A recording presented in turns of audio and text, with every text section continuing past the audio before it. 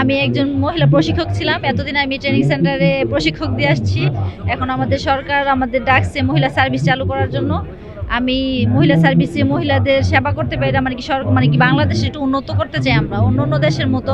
যেমন মেয়েরা তো এরকম পায় না, আমরা যদি ওনাদের হেল্প করি বা আমরা যদি গাড়ি চালাই, আর আমাদের যে করা গাড়ি দিয়ে চালু করতেছে, আর যদি সরকার আমাদের চায় আরও কিছু গাড়ি দিলে আমাদের ভালো হবে। কেননা 64টা জেলায় এই অল্প গাড়ি দিয়ে হবে না। যদি সরকার আমাদের সহযোগিতা করে তাহলে আমরা মহিলা সার্ভিসটা চালাইয়া মানে কি এটা সবসময় চালাইতে চাই, আমাদের যদি হেল্প করে। আর জনগণদেরও আমাদের হেল্প করতে হবে। আমাদের যে বড় ওস্তাদ আছে, যত ড্রাইভার আছে বাংলাদেশের ভিতরে, সব ড্রাইভার আমাদের পিতার সমতুল্য। ওনারা যদি আমাদের মহিলা সার্ভিস চালানোর সময় আমাদের একটু হেল্প করে, আমরা যাতে এটা চালাই যেতে পারি। ওনারা যাতে মানে কি বাজে কমেন্ট না করে, সবাই পজিটিভ থাকতে হবে। যদি বাজে কমেন্ট করে তাহলে কিন্তু এটা অজরে ঝইরা যায়। আগামী প্রজন্মের যদি হাল ধরতে চাই, তাহলে আমরা তো ইনশাআল্লাহ প্রশিক্ষিত ড্রাইভার।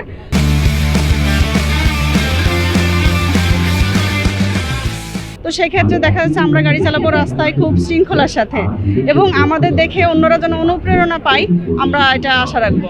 প্রথম হতে কার না ভালো লাগে, বিষয়টা হচ্ছে আমরা প্রথম আমাদের একটু অন্যরকম ভালো লাগবেই। যেমন প্রথম পাইলট, প্রথম নারী ড্রাইভার, প্রথম ট্রেন চালক, প্রথম মেট্রো রেল যে চালিয়েছে একজন মেয়ে, প্রথম বলতে একটা অন্যরকম অনুভূতি।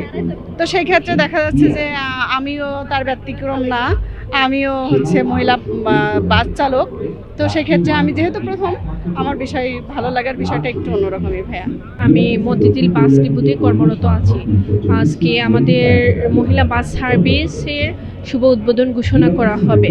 বাংলাদেশের এই সর্বপ্রথম মহিলা বাস সার্ভিসটা চালু হচ্ছে, আর সেই মহিলা বাস সার্ভিসের আমি একজন পাইলট হিসেবে নিজেকে গর্বিত মনে করছি।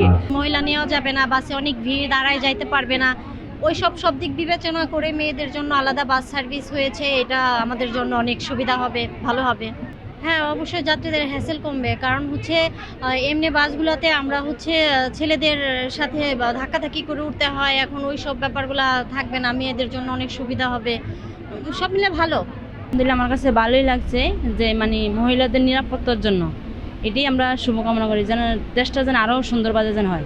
এটা আমার কাছে নতুন, তার সাথে অনেক অবাক। যেহেতু আমি বাসে উঠি না, তারপরে আমি বলবো আমার দৃষ্টিতে এটা খুবই সুন্দর একটা ব্যবস্থা করেছে।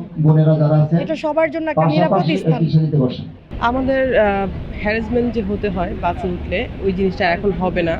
তারপরে সিট নিয়ে যেই সমস্যাটা, ওইটাও এখন আর হবে না। আমরা অনেক স্বাচ্ছন্দ্য বোধ করবো।